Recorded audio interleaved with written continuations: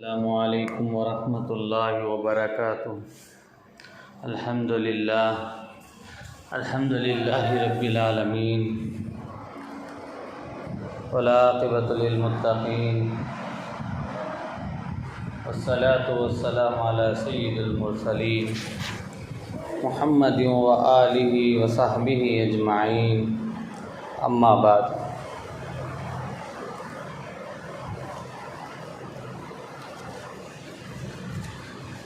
میرے پیارے عزیز دوستوں، بزرگوں، بھائیوں، بات چل رہی تھی علامات قیامت کے بارے میں، اور چھوٹی چھوٹی علامات کے سلسلے میں، اور انہی علامات میں سے 13ویں جو علامت ہے، حجاز کے علاقے سے ایک بڑی آگ کا نکلنا ہے۔ اللہ کے رسول صلی اللہ علیہ وسلم نے جن علامات قیامت کی ہم لوگوں کو خبر دی ہے، ان میں سے ایک یہ بھی ہے کہ ارض حجاز میں مدینہ طیبہ کے قریب ایک زبردست آگ کا ظاہر ہونا ہے۔ علماء اور مورخین اصول سے لکھا ہے کہ یہ آگ 654 ہجری میں 650 پر 4 ہجری میں ظاہر ہو چکی ہے۔ علامہ حافظ ابن کثیر رحمۃ اللہ علیہ نے اس واقعے کے بارے میں لکھتے ہیں کہ ارض حجاز سے وہ عظیم آگ ظاہر ہو چکی ہے جس سے بصرہ یعنی ملک شام کے شہر حوران کے اونٹوں کی گردنیں روشن ہو گئی تھی، جیسا کہ اس کا حدیث میں بھی ذکر ہے کہ نبی صلی اللہ علیہ وسلم نے اس سلسلے میں فرمایا تھا کہ قیامت اس وقت تک قائم نہ ہوگی جب تک ارض حجاز سے ایک ایسی آگ ظاہر نہ ہو جائے جس سے بصرہ کے اونٹوں کی گردنیں روشن ہو جائیں گی۔ کہا جاتا ہے کہ یہ آگ 3 مہینے تک موجود رہی، اور یہ آگ اس قدر شدید سخت تھی کہ مدینے کی خواتین اس کی روشنی میں سوت کاتا کرتی تھی۔ علامہ ابو شامہ اس واقعے کی تفصیل بیان کرتے ہوئے لکھا ہے کہ جمادی الاخرہ 654 ہجری کی 3 تاریخ اور بدھ کی رات تھی جب مدینہ منورہ میں ایک ہولناک گونج سنائی دی۔ اس کے بعد زلزلہ آیا، اس نے زمین، دیواروں، چھتوں، لکڑیوں اور دروازوں بھی لرزا دیا۔ یہ سلسلہ جمادی الاخر 650 پر 4 ہجری 3 تاریخ بدھ کی رات سے شروع ہو کر جمعہ مبارک کے دن تک جاری رہا۔ پھر اس کے بعد ایک عظیم آگ مدینہ کے مقام حرہ میں جو بنو قریظہ کے قریب تھا وہاں نکلی۔ یہ آگ ہمیں مدینہ میں اپنے گھروں میں بیٹھے ہوئے نظر آ رہی تھی، دیکھ رہی تھی۔ ہمیں یوں محسوس ہوا کہ یہ ہمارے قریب ہی موجود ہے۔ مدینہ کی وادیاں اس آگ سے بھر گئی۔ آگ ان میں وادی شزا کی جانب یوں چل رہی تھی جس طرح پانی بہتا ہے۔ یہ آگ بلند بالا عمارتوں کی طرح بڑی بڑی چنگاریاں پھینک رہی تھی۔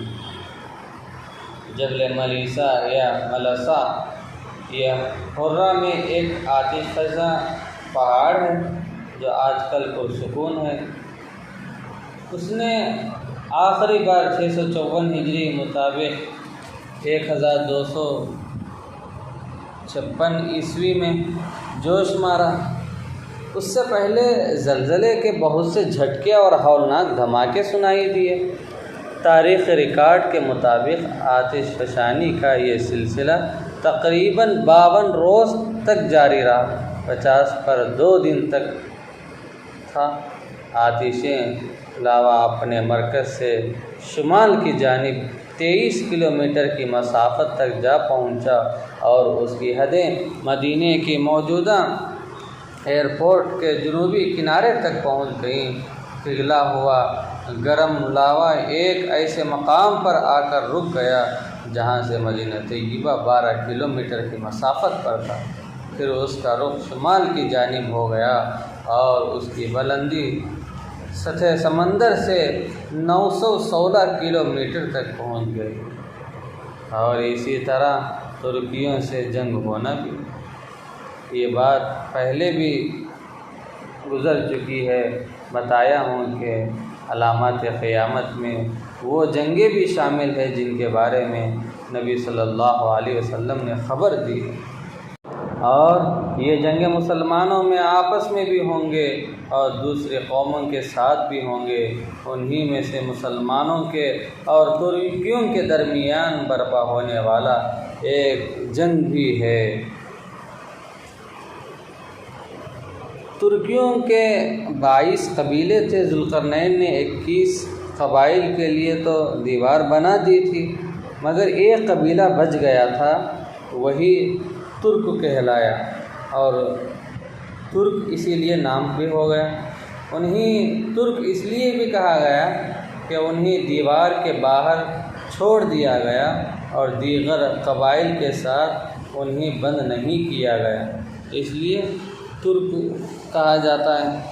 اور یہ جنگ حضرات صحابہ رضی اللہ تعالیٰ عنہ کے زمانے میں خلافت بنو امیہ کے اوائل میں واقع ہو چکا ہے۔ اس میں فرزندان اسلام نے ترکیوں کو نہ صرف شکست دی بلکہ ان سے مال غنیمت بھی حاصل کیا۔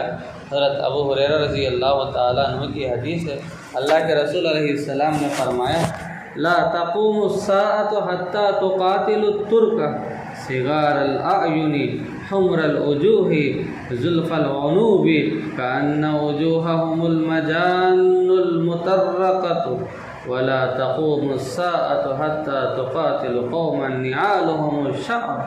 قیامت اس وقت تک قائم نہیں ہوگی جب تک تم چھوٹی آنکھوں والے، سرخ چہروں والے، چکنی ناک والے ترکیوں سے لڑائی نہ کر لو۔ ان کے چہرے گویا ایسی ڈھالیں ہوں گی جن پر چمڑا لگایا گیا ہوتا ہے۔ قیامت قائم نہ ہوگی جب تک تم ایسی قوم کے سے قتال نہ کر لو جن کے جوتے بالوں والی جلد سے بنے ہوں گی۔ حدیث میں بیان کردہ لوگوں سے مراد وہ تاتاری منگول ہیں جنہوں نے 656 ہجری میں یعنی 1250 عیسوی میں متعدد مختلف اسلامی ممالک میں تباہی پھیلا دی اور بے شمار لوگوں کو خاک و خون میں تڑپا دیا، مگر بالآخر حکمت الہی کا تقاضا یہ ہوا کہ یہ لوگ اسلام قبول کر کے امت اسلامیہ کا حصہ بن گئے، اور اسی طرح کوڑے برسانے والے ظالم حکمرانوں کا بھی ظاہر ہونا بھی۔ ہمارے نبی صلی اللہ علیہ وسلم جن علامات قیامت کی خبر دی ان میں سے ایک یہ بھی ہے کہ ظالم جابر حکمرانوں کے کارندے لوگوں کو ایسے کوڑوں سے ماریں گے جو گائے کی دم سے مشابہ ہوتی ہے۔ ان کوڑوں کی مختلف قسمیں بتائی ہیں جن میں چمڑے کے بھی ہیں، بجلی کے بھی ہیں، ربڑ کے بھی ہیں، پلاسٹک کے بھی ہیں، اور درختوں کی شاخوں سے بھی بنے ہوئے بھی کوڑے ہیں۔ حضرت ابو امامہ رضی اللہ تعالیٰ عنہ کی حدیث ہے، اللہ کے رسول علیہ السلام نے فرمایا: یخرج رجال من هذه الامة في آخر الزمان معهم سیات كأنها اذناب البقر یغدون فی سخط اللہ ویروحون فی غضب۔ آخری زمانے میں کچھ ایسا لوگ ہوں گے جن کے پاس گایوں کی دموں جیسے کوڑے ہوں گے۔ یہ ظالم اللہ کی ناراضگی کی حالت میں صبح کریں گے اور اس کے غضب کی حالت میں ہی شام کریں گے۔ اللہ کے رسول نے دوسری جگہ فرمایا: جہنمیوں کی 2 قسمیں ایسی ہیں جنہیں میں نے ابھی تک نہیں دیکھا۔ ان میں سے ایک قسم کے لوگ وہ ہیں جن کے پاس گائے کی دم جیسے کوڑے ہوں گے، ان سے وہ لوگوں کو ماریں گے۔ دوسری جگہ اللہ کے رسول نے فرمایا: اگر تمہاری عمر نے وفا کی تو بہت ممکن ہے کہ تم ایک ایسی قوم دیکھو گے جو اللہ کی ناراضگی کے عالم میں صبح کرے گی اور اس کی لعنت کی حالت میں شام کرے گی۔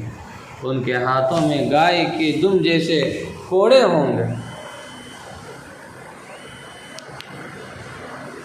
اس حدیث میں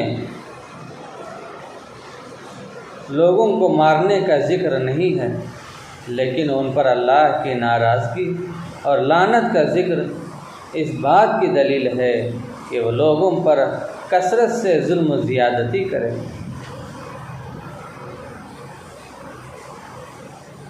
اور انہی میں سے ایک یہ بھی ہے کہ رسول اللہ صلی اللہ علیہ وسلم نے جن علامات کو بیان فرمایا ہے اس میں قتل و غارت گری اور خون ریزی کی اس قدر زیادہ ہونا ہے کہ ایک وقت آئے گا کہ نہ قتل کرنے والے کو علم ہوگا کہ وہ قتل کیوں کر رہا، اور نہ ہی قتل ہونے والے کو علم ہوگا کہ اسے کس جرم میں کس گناہ میں قتل کیا جا رہا۔ حدیث میں آتا ہے والذی نفسی بیدی لا یذهب الدنیا حتی یأتی علی الناس یوم لا یدری القاتل فیم قتل ولا المقتول فیم قتل فقیل کیف یکون ذلک قال الحرج القاتل والمقتول فی النار۔ اللہ کی قسم جس کے ہاتھ میں میری جان ہے، یہ دنیا ختم ہونا ہرگز ختم نہ ہوگی جب تک ایسا دن نہیں دیکھو گے کہ جب نہ مارنے والے کو علم ہوگا کہ وہ اس انسان کو کیوں قتل کر رہا ہے، اور نہ قتل ہونے والے کو اس بات کا علم ہوگا کہ اسے کیوں قتل کیا جا رہا ہے۔ صحابہ نے پوچھا یہ کیسے ہوگا؟ اللہ کے رسول نے فرمایا قتل خون ریزی کی اتنی زیادتی کی وجہ سے کہ اور قاتل اور مقتول دونوں جہنم کا ایندھن بنیں گے۔ اس خون ریزی کی ابتدا سیدنا عثمان رضی اللہ تعالیٰ عنہ کے قتل سے ہوئی، اس کے ساتھ ہی ایسے لڑائیوں کا آغاز ہو گیا جن کے لیے کوئی معقول عذر نہیں تھا، جواز کی شکل نہیں تھی۔ ان جنگوں میں ہزاروں قیمتی جانوں کا ضائع ہو گئے۔ مرور ایام کے ساتھ ساتھ جدید تباہ کن اسلحہ کی بھی بھرمار ہو گئی، جو آج کل کی ہلاکت جنگوں میں استعمال ہو رہا ہے۔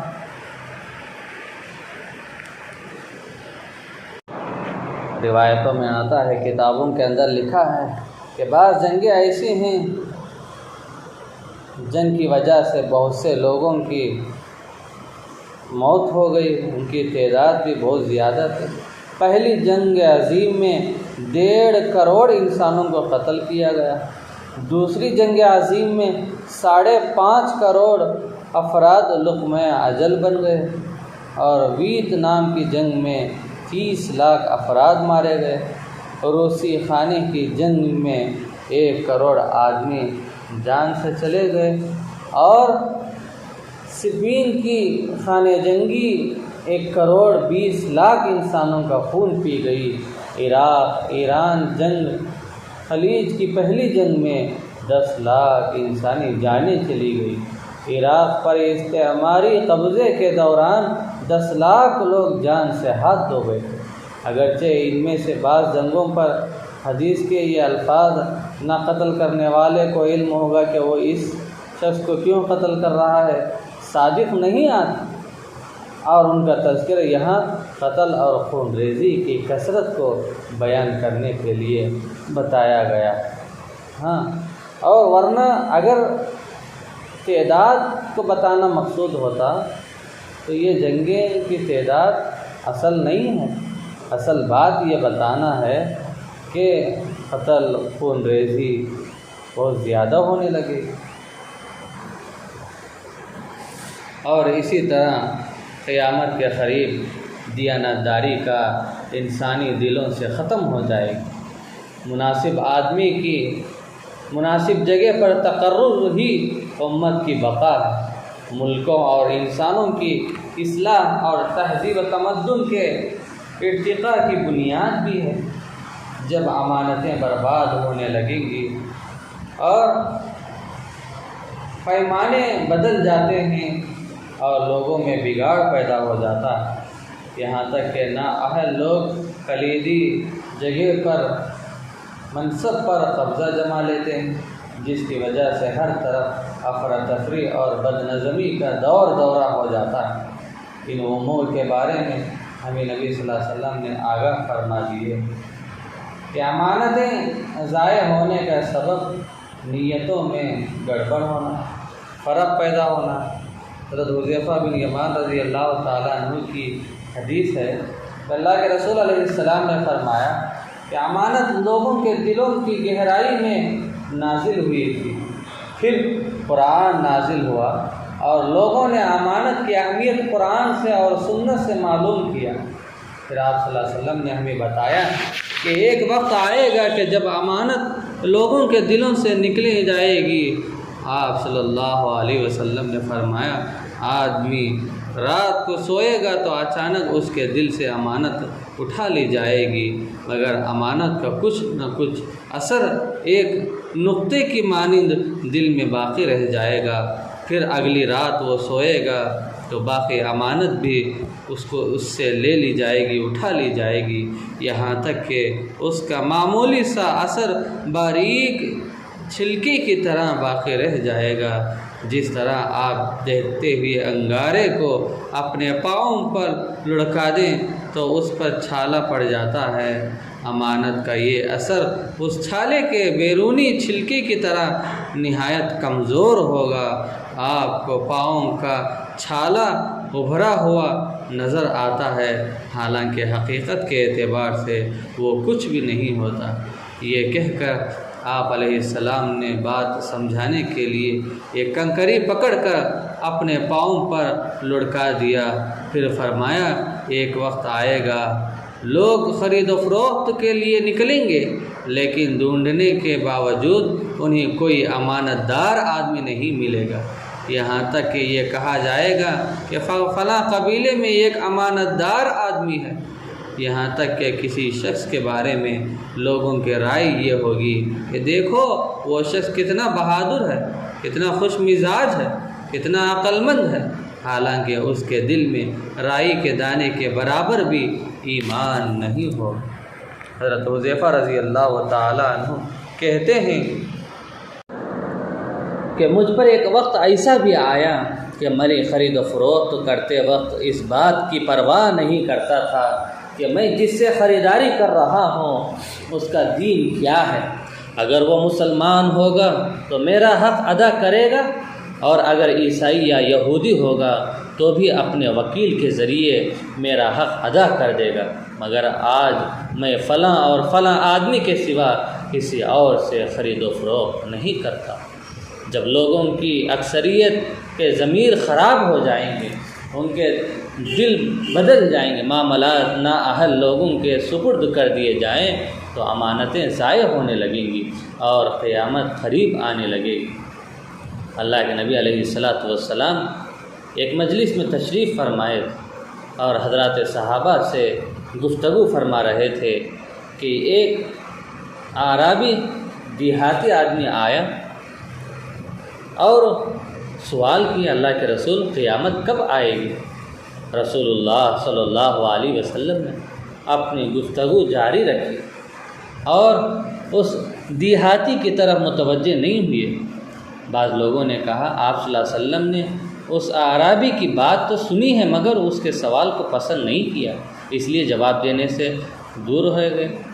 دوسروں نے کہا کہ آپ صلی اللہ علیہ وسلم نے بات سنی ہی نہیں۔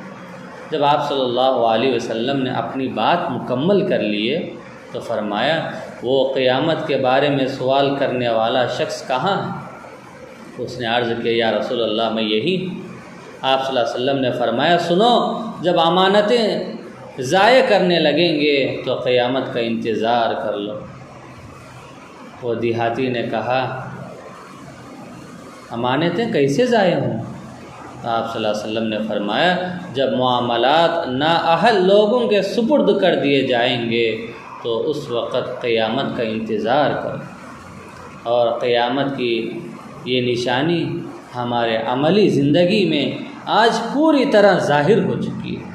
آپ دیکھیں گے کہ وزارتوں میں، یونیورسٹیوں میں اور معاشرے میں بہت سے اہم ذمہ داریاں اور وہ منصبیں، وہ جگہیں جو براہ راست لوگوں کے معاملات سے تعلق رکھتے ہیں، ان پر زیادہ باصلاحیت، مناسب اور امانت دار اور لوگوں کے مسائل کو سمجھنے والے لوگوں کے بجائے ان لوگوں کے حوالے کر دیا جاتا ہے جن کی ذمہ داروں سے ذاتی واقفیت، ذاتی پہچان ہوتی، یا جن کے ساتھ کسی افسر کا مفاد وابستہ ہوتا ہے، وہ اس کی سفارش کر کے اس کو منصب دلواتا ہے۔ جی ہاں، جب معاملات نااہل لوگوں کے حوالے کر دیے جائیں گے تو قیامت کا انتظار کرو۔ اور اسی طرح ایک علامت یہ بھی ہے کہ پہلی امتوں کے لوگوں کے طریقوں کی پیروی کرنے لگے۔ امت مسلمہ جن بڑے بڑے فتنوں سے دوچار ہے، انہی میں سے بڑا فتنہ اندھی تقلید بھی ہے، اور یہود و نصارہ اور دیگر کفار کے اخلاق و عادات طریقے کی قابل نفرت مشابہت اختیار کرنا بھی ہے۔ نبی صلی اللہ علیہ وسلم نے اس بات کی خبر دی ہے کہ میرے امت کا ایک جماعت پہلے امتوں کی یہود و نصارہ کے عادات، ان کے روایات کی تقلید کرنے لگے۔ حضرت ابو ہریرہ رضی اللہ تعالیٰ عنہ کی حدیث ہے، اللہ کے رسول علیہ السلام نے فرمایا، قیامت اس وقت تک قائم نہیں رہے گی جب تک میری امت پہلے لوگوں کے راستے پر من و ان قدم بقدم نہ چلنے لگے۔ کہا گیا یا رسول اللہ، کہ پہلے لوگوں سے آپ کی مراد فارس و روم ہیں؟ آپ صلی اللہ علیہ وسلم نے فرمایا، اور کون ہوتے ہیں پھر؟ یعنی وہی لوگ جن چیزوں سے اللہ کے نبی صلی اللہ علیہ وسلم نے ڈرایا تھا، ان میں سے اکثر تو ہمارے آنکھوں کے سامنے واقع ہو چکے ہیں، نظر بھی آ رہے ہیں، اور جو رہ گئی ہیں وہ بھی یقیناً آئیں گی، جیسا کہ حضرت ابو سعید خدری رضی اللہ تعالیٰ عنہ کی حدیث ہے، لَتَتَّبِعُنَّ سُنَنَ الَّذِينَ مِن قَبْلِكُمْ شِبْرًا بِشِبْرٍ وَذِرَاعًا بِذِرَاعٍ حَتَّى لَوْ دَخَلُوا فِي حُجْرِ الذَّبِّ لَاتَّبَعْتُمُوهُمْ قُلْنَا يَا رَسُولَ اللَّهِ الْيَهُودَ وَالنَّصَارَىٰ قَالَ فَمَ تم لوگ اپنے سے پہلے لوگوں کے طریقوں کی اس طرح پوری پیروی کرو گے جس طرح بالشت کے اور ہاتھ کے برابر ہوتا ہے، یہاں تک کہ اگر وہ سانڈے کی بل میں داخل ہو جائے تو تم بھی ضرور ان کی پیروی کرو گے۔ صحابہ نے پوچھا یا رسول اللہ، کہ آپ کی مراد یہود و نصارہ ہیں؟ آپ نے فرمایا ہاں وہی لوگ۔ قاضی ایاز رحمہ اللہ نے اس حدیث کی شرح میں لکھتے ہیں کہ بالشت، ہاتھ اور سانڈے کے بل کی تشبیہ ان قوموں کی مکمل اقتداء اور اندھی تقلید کو واضح کرنے کے لیے دی کہ جس طرح انگلیاں برابر رہتی ہیں، ہاتھ برابر رہتا ہے، اس طرح برابر مکمل طور پر ان کے پیروی کریں گے، ان کے طریقوں پر چلیں گے۔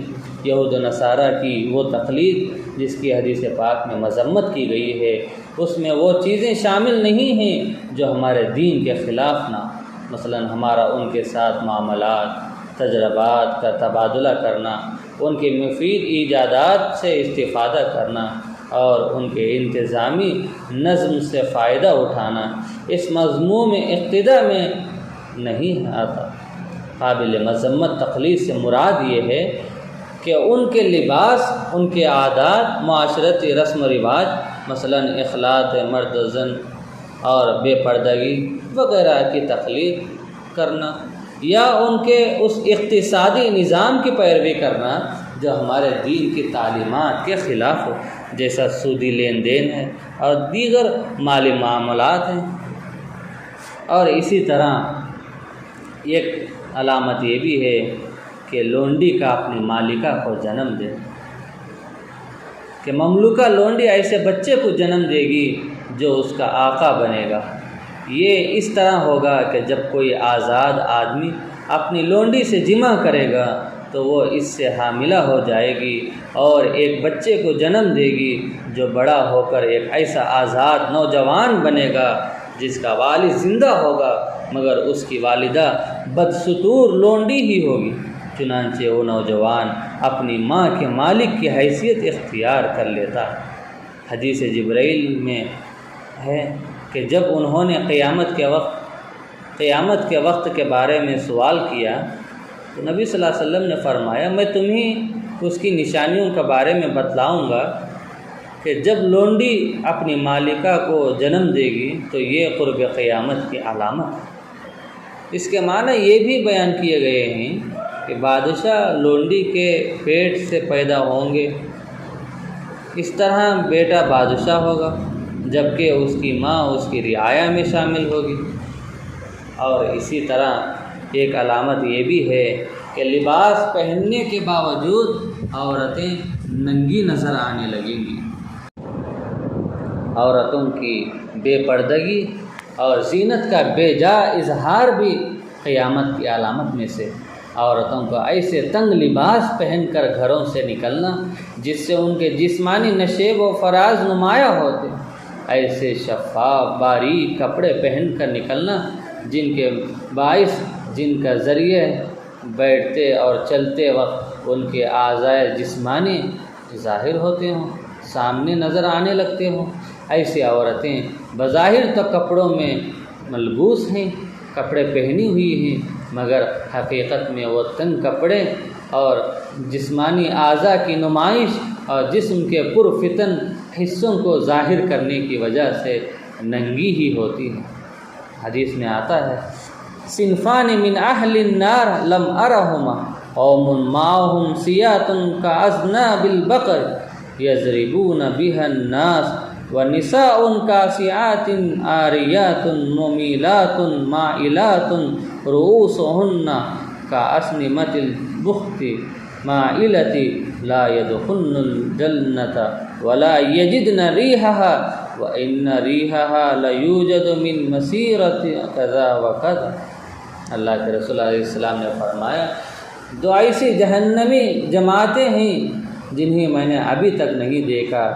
ایک جماعت وہ ہے ظالم لوگ جن کے ہاتھوں میں گائے کی دم جیسے کوڑوں ہوں گے، انہی میں سے وہ لوگ ماریں گے۔ دوسری جماعت وہ عورتیں جو کپڑے پہن کر بھی ننگی ہی نظر آنے لگے گی، لوگوں کو اپنی طرف مائل کرنے والی اور خود بھی لوگوں کی طرف مائل ہونے والی۔ ان کے سر کے بال بختی اونٹوں کی کوہانوں کی مانند ایک جانب کو ڈھلی ہوئی ہوتی ہیں۔ یہ جنت میں داخل نہیں ہوں گی، اس کی خوشبو بھی نہیں سونگھ پائیں، حالانکہ اس کی خوشبو اتنے اور اتنے فاصلے سے آ رہی ہوتی ہے۔ حدیث میں جو مائلات آیا ہے اس کا معنی یہ ہے کہ یہ خواتین اللہ کی اطاعت سے انحراف کرنے والی، منہ پھیرنے والی اور اللہ کی اطاعت پر استقامت سے نہیں کرنے والی۔ اور ایک جملہ ہے ممیلات کا، اس کے معنی ہیں دوسری عورتوں کو فحاشی کی طرف رغبت دلانے والی، دعوت دینے والی، یعنی یہ فساد میں مبتلا اور فساد پھیلانے والی عورتیں۔ اور حدیث کا اور ایک بھی جملہ ہے رؤوسہن کا اسنمۃ بخت، یعنی وہ اپنے سر کے بالوں کو اس طرح باندھیں گی کہ بال اوپر اٹھ جائیں گے جس طرح اونٹ کی کوہان نمایاں ہو۔ ان عورتوں کے بال ایک طرف اس طرح جھکے ہوں گے جس طرح بختی اونٹوں کی کوہانیں ایک جانب کو ڈھلکی ہوئی رہتی ہیں، جھکی ہوئی ہوتی ہیں۔ اور اسی طرح ایک علامت یہ بھی ہے کہ ننگے بدن چرواہے، بکریوں چلانے والے چرواہوں کا بلند اونچی عمارتوں کا بنانا بھی اللہ کے رسول علیہ الصلاۃ والسلام نے خبر دی، اور وہ علامت ظاہر بھی ہو چکی۔ اور اللہ کے رسول نے بتایا تھا، جن علامات کو بتایا ہے، ایسے لوگ جو ننگے جسموں کے ساتھ بکریاں چرایا کرتے تھے، عالی شان عمارات بنانے اور گھروں کی زینت اور آرائش کے کام میں ایک دوسرے سے آگے نکلیں گے اور آگے نکلنے کی دوڑ میں بھی رہیں گے اور اس پر فخر کا اظہار کریں گے۔ یہ اس وقت سے ہے جب مسلمانوں کو مختلف ملکوں میں فتوحات حاصل ہوئی، مال و دولت کی کثرت ہو گئی اور لوگ دنیا جمع کرنے کے چکر میں ایک دوسرے سے آگے نکلنے کے لیے مقابلہ کرنے لگے۔ حضرت عمر بن خطاب رضی اللہ تعالیٰ عنہ کی روایت ہے کہ جب جبرائیل علیہ السلام نبی صلی اللہ علیہ وسلم کی خدمت میں آئے اور آپ صلی اللہ علیہ وسلم سے اسلام، ایمان، احسان اور پھر قیامت کے بارے میں سوال کیا تو آپ صلی اللہ علیہ وسلم نے انہی قیامت کے علامات کے بارے میں مطلع فرمایا۔ انہی میں سے فرمایا کہ ان تلد الامۃ ربتها وان ترى الحفاة العراة رعاء الشاء يتطاولون في البنيان، حدیث جبرائیل کہتے ہیں جس کو۔ اسی میں فرمایا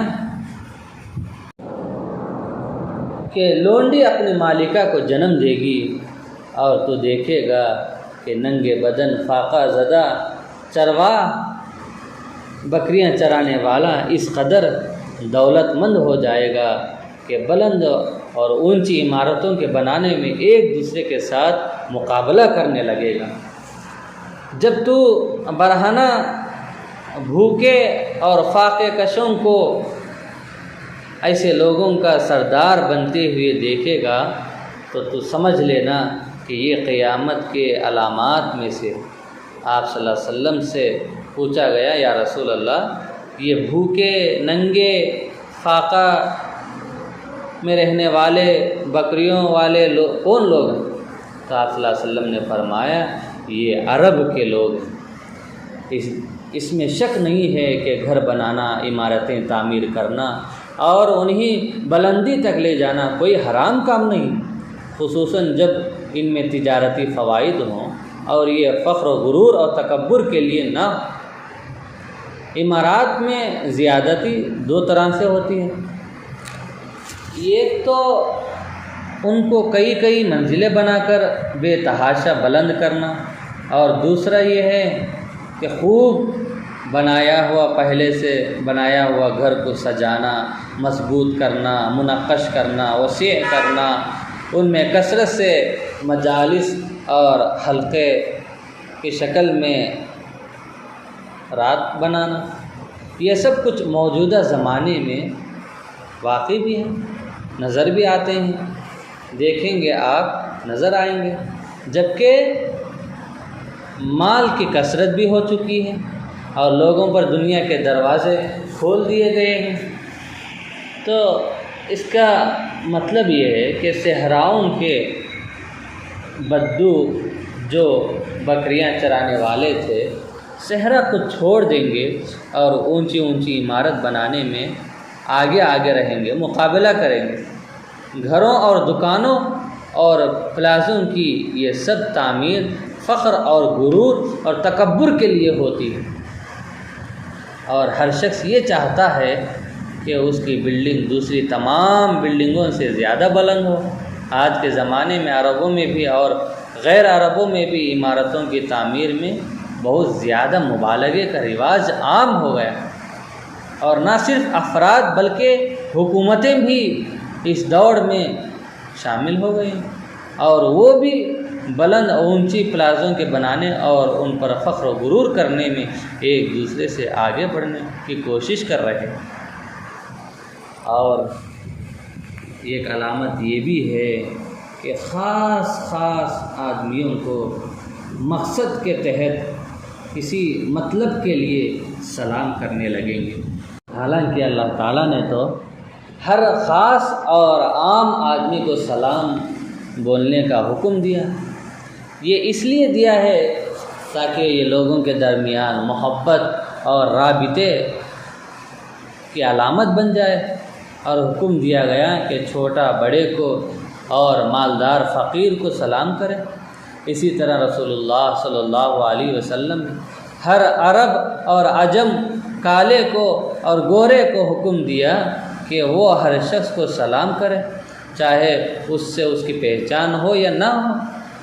اللہ کے رسول نے فرمایا لا تدخلون الجنۃ حتی تؤمنوا ولا تؤمنوا حتی تحابوا اولا ادلکم علی شیء اذا فعلتموه تحابیتم۔ افشوا السلام بینکم، تم لوگ جنت میں داخل نہیں ہو سکتے جب تک تم ایماندار نہ بنو گے، اور تم ایماندار اس وقت نہیں ہو سکتے جب تک تم آپس میں محبت کرنے والے نہیں بنو گے۔ کیا میں تمہیں ایک ایسی چیز نہ بتاؤں کہ جب تم اسے کرو گے تو آپس میں محبت کرنے لگو گے اور آپس میں سلام کو پھیلاؤ۔ یہ قیامت کی علامتوں میں سے ہے کہ صرف خاص لوگوں کو ہی سلام کرنے لگیں گے۔ وہ اس طرح کہ ایک شخص صرف اسی کو سلام کرے گا جس سے اس کی جان پہچان ہوتی ہے، جس سے اس کی پہچان نہیں ہوتی اس سے سلام نہیں کرے گا۔ جبکہ سنت یہ ہے کہ سلام ہر مسلمان کو کرنا چاہیے، آپ اسے جانتے ہو یا نہ جانتے ہیں۔ ابو الجاد کہتے ہیں عبداللہ بن مسعود رضی اللہ تعالیٰ عنہ سے ایک شخص کی ملاقات ہوئی تو اس نے کہا ابن مسعود تم پر سلام ہو۔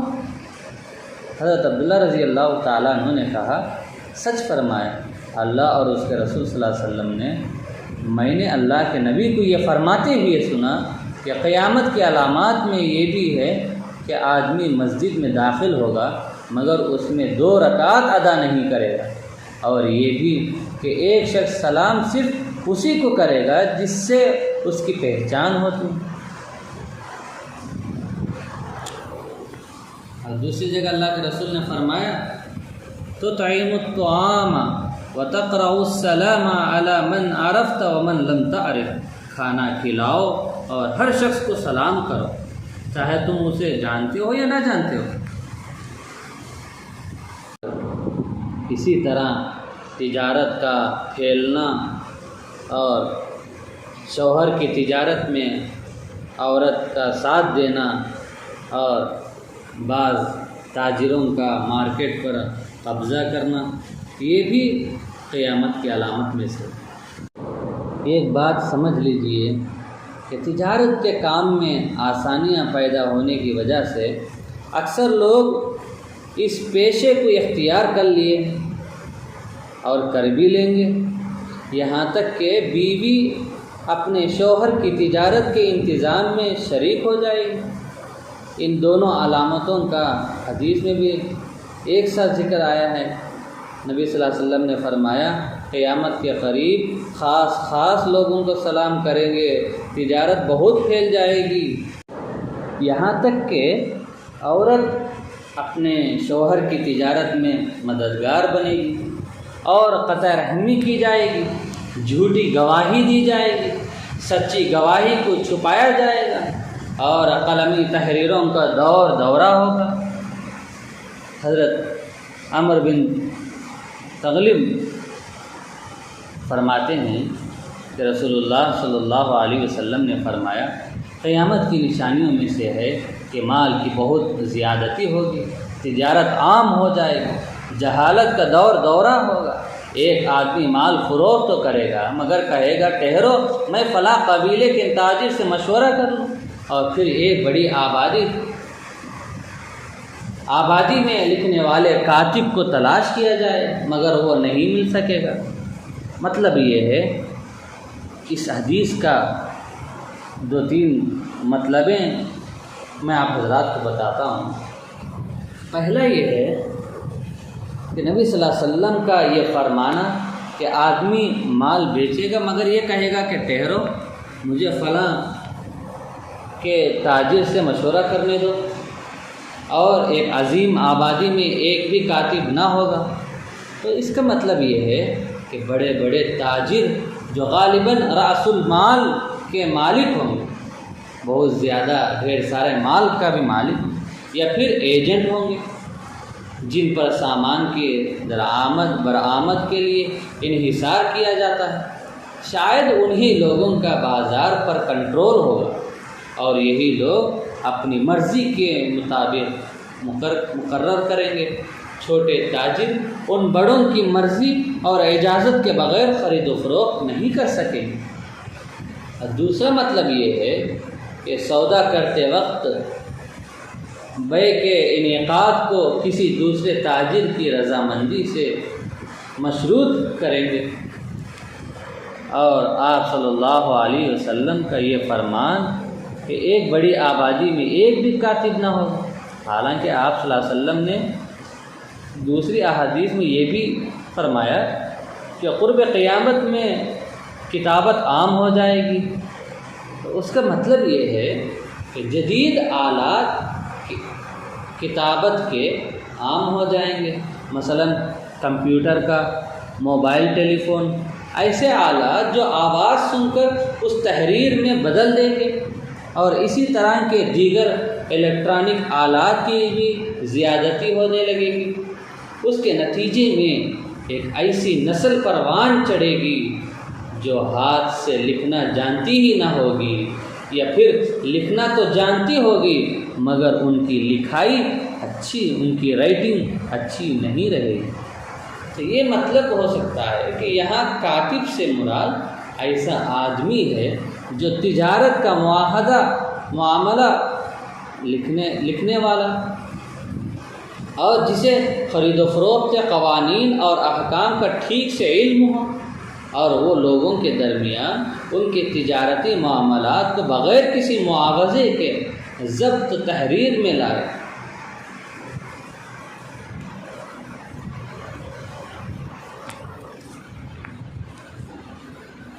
اور ایک علامت یہ بھی ہے کہ جھوٹی گواہی زیادہ ہو جائے، اتنی زیادہ ہو جائے گی۔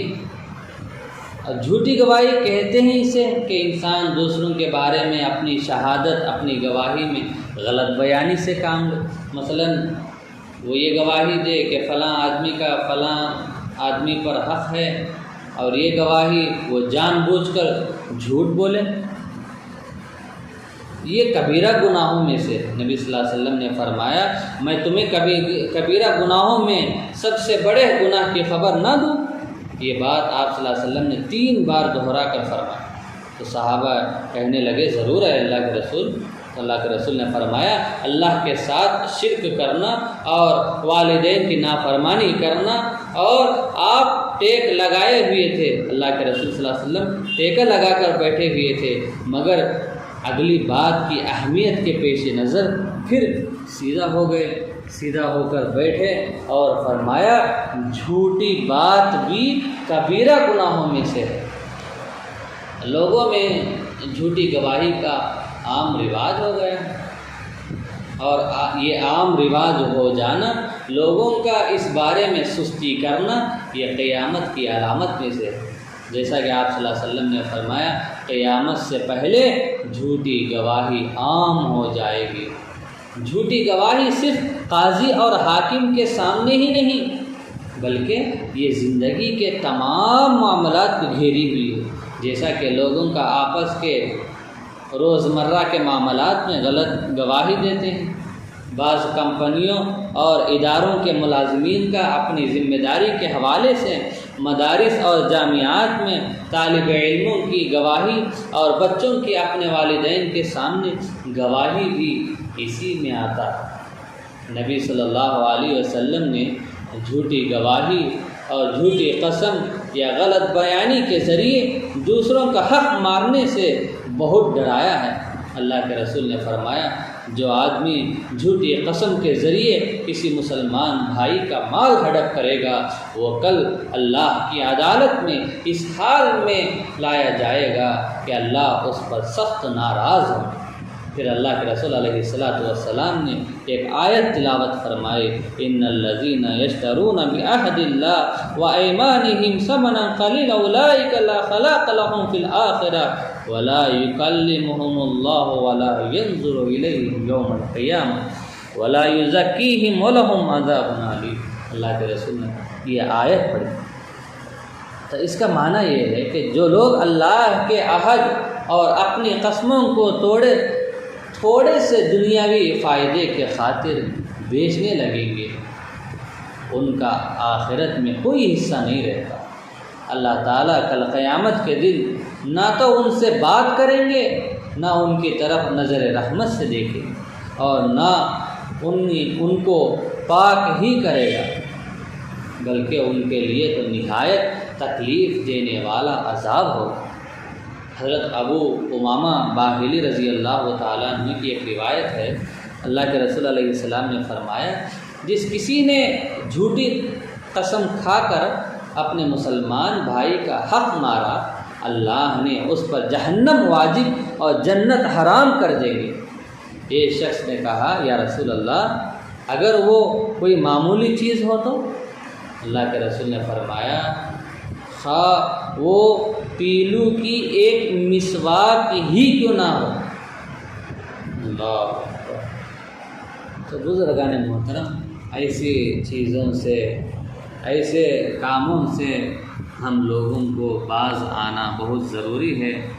ہم سب ان سے بچنے کی بہت ضرورت ہے۔ یہ چند علامات، چند نشانیاں میں آپ حضرات کے سامنے پیش کیا ہوں۔ اللہ تعالیٰ سے دعا فرمائے، اللہ تعالیٰ میری اور آپ کی سارے امت مسلمہ کی ان علامتوں سے حفاظت فرمائے اور سکون کی زندگی، ایمان کی زندگی، مسلمان کی زندگی صحیح طریقے سے گزارنے کی توفیق عطا فرمائے۔ آمین وآخر دعوانا ان الحمد للہ رب العالمین۔ السلام علیکم ورحمۃ اللہ وبرکاتہ۔